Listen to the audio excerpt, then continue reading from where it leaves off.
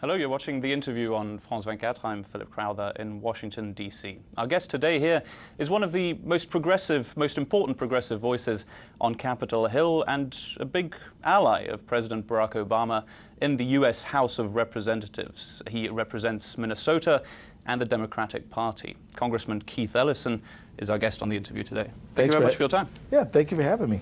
So your memoir is called My Country, 'Tis of Thee, My Faith, My Family, Our Future. I've read it and I'd like to start with the first part on faith. Sure. You are the first Muslim in Congress since 2007, I believe. Just want to ask you, after swearing in on the Quran, getting a lot of press for that, what has it been like? Has it been tough being the first Muslim in Congress? No, it's been interesting. I often have to fend off anti-Muslim rants from certain quarters, including my own colleagues sometimes. But mostly, it's been fine. I find myself being drawn into conversations I probably wouldn't be in. As a freshman, I was invited on a congressional delegation to several majority Muslim countries, and I don't think I would have been if I had not been the first Muslim in Congress. So it's had its ups and it's had its downs. But at the end, you know, I really wanted to work more for my economic and agenda, really wanted to focus more on civil rights. I didn't run to represent a religion of any kind, not mine or anyone else's. And so it's interesting being the first Muslim, but it really has little to do with why I ran for Congress in the first place. So it was post 9/11. Sure. It was, you know, you had some hard moments, as you say. But who was tough on you? What was difficult about the position you were in at that time? Well, you know, one of the points of difficulty, or at least stress, was trying to meet the expectations of so many people who supported me. I had people who thought that I was supposed to reset American foreign policy all on my own, get us out of Iraq all on my own, make peace between the Israelis and Palestinians all by myself. Did you succeed? I'm still working on that. Right. Come back when you when you have a result. But the bottom line is that's one angle of the pressure, meeting expectations. The other side, of course, though, was you know, I would become sort of a symbolic target for people who had a lot of hatred and hostility toward people who are Muslim, and you know, so we fielded our fair share of hate mail and nasty calls, and you know, and then of course even in Congress, my colleagues, you know, thought that the best thing for them to do to address some of our nation's problems was to direct energy at the Muslim community. You know, in particular, what led to this book was when Peter King, who was then the chairman of the Homeland Security Committee, convened a hearing, and the topic was violent radicalization among American Muslims. I objected not because I don't think people who are Muslims should be held accountable for bad behavior. I think they should be. But I also think that we have folks like Timothy McVeigh, blew up the Murrah building, you know, killed 250 people. We have all types of extremist groups from various motivations. And I thought it was a mistake to target one particular group. You write at the start of your book that our national stain is hatred of Muslims. Has that one of them? Has that? Well, there are plenty others. I don't know whether we'll have time, but yeah. Have things improved? You know what? Things have changed.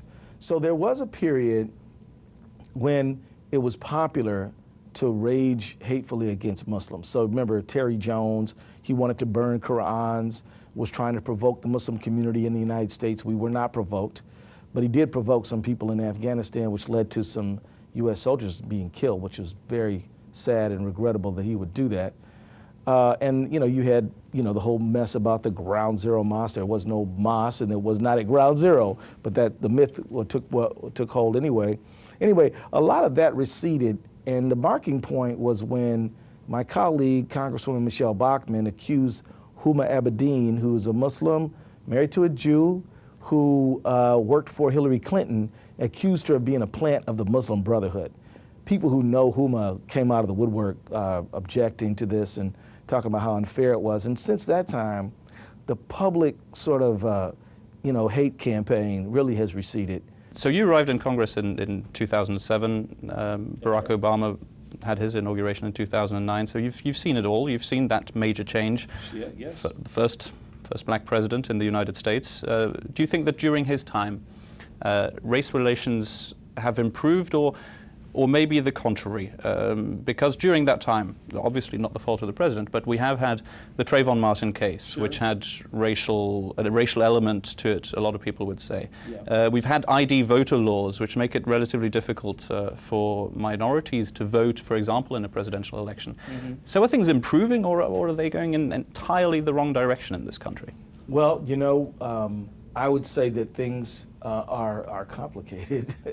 There's no doubt, you can't deny the improvement. I mean, it's not just the president was elected. I mean, we have a African American was elected as a senator from New Jersey and from South Carolina.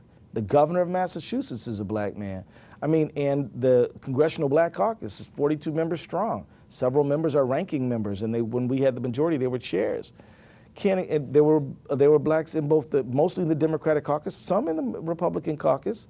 Can't figure out what they were thinking, but they were over there. And so in some ways you could say things are better, but in other ways, and I think it's tightly wound up with the economic profile of the United States, things are much worse. So for example, we've had 4 decades of wage stagnation because African Americans come out of a legacy of segregation and Jim Crow and even slavery far back enough.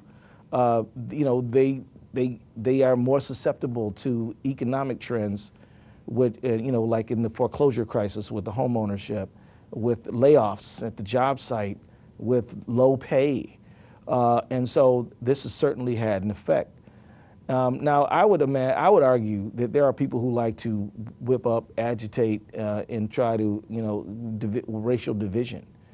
And we do live in a country where racial code is spoken fluently by nearly everybody, but it allows people who use it to say they're not doing anything wrong, but they know they are, and everyone else does. So a lot of the conversation around voting and guns and things like that are racially tinged, although seldom is that ever admitted to. You say that the president, though, is a very strong symbol, of course, for the road ahead for Yes, improvements. I think so. Has he done enough in terms of race relations during his time in the White House so far? All of us can do more. What can he do? Well, I mean, look, the president is being tugged on by a whole multitude of forces. For me to sit back and second guess what he should have done, would be really easy and convenient, but not necessarily fair. I will say, African American unemployment is double that of whites. This should be considered intolerable. All of us are Americans. All of us deserve equal protection under the law. And I think that, this gap, we need to go straight at. And I think the president has a responsibility to do it. Does it feel a little bit like a missed opportunity, having the first African-American president in the White House, and maybe missing out on that opportunity for him personally to say, let's improve things, as you say, everybody can do more? Isn't this Right. the golden opportunity? Well, I will tell you this. I think that the president's most recent initiative to focus on this thing he calls the Your Brother's Keeper initiative, I think it's good. I think he should have done it during his first term. I think that but I welcome it because it's necessary, right? We've got to go straight at skills development, education, job employment, things like this. But yet, I think if we're going to be fair, the so much of what the president is managing, I mean, it's very complex, very difficult. He is sincere. He has worked on raising the minimum wage. One of the earliest statements he made, But not succeeded. Well, he did what he could do, which is sign an executive order requiring that every company that has a contract with the federal government has to pay a minimum wage of at least $10.10 an hour. But you're right, that's Congress's responsibility to pass the minimum wage. That's us. That's on our watch. And the United States, we have shared government, right? The president can't do everything. The president needs to have Congress pass laws that help people. So under the Republican House, they refused to extend unemployment benefits. They fought health care reform every step of the way. And now we see that under President Obama's under the Affordable Care Act, also known as Obamacare, we've seen 7 million people sign up, more than we thought were going to. And so, can the president do more? He's got to try. Would you have wanted to see more? Or, well, you've still got the opportunity after all, still a few years to go. No doubt. Well, I could tell you this. On the issue of NSA spying, the president certainly must do more. No president can escape accountability when our clandestine organizations are simply running amok and have information on everybody in the country, spying on foreign leaders. It's just not acceptable. He's got to do better on that, and I certainly expect him to do more. My thought is that there are a few things that I would take issue with the president, but I think the president has done some historically great things. I mean, ever since Roosevelt, they've been looking for healthcare reform. Is that what you think would be the main legacy for President Obama, or what should be his legacy, maybe? I think that President Obama will always be identified with the major step forward in healthcare. I hope we don't stop here. I'd like to see us have national health insurance. That's where I think we should go. I think President Obama will also be known as a pioneer, a glass ceiling breaker, because of who he was. And I also think that, he should get credit for getting us out of Iraq, where we never should have been in the first place. But also, I think that he has a great legacy with trying to push the economic picture for working people forward. But his presidency will always be known as one where there was massive obstruction from the other side. So who knows? It's too early to write a postscript on the Obama presidency, but there are certain things that I think will be taking shape soon. Congressman Keith Ellison, it's been a pleasure. My pleasure. Thank you, sir. Thank you. Thank you for watching. You've been watching the interview on France 24. Plenty more news coming up.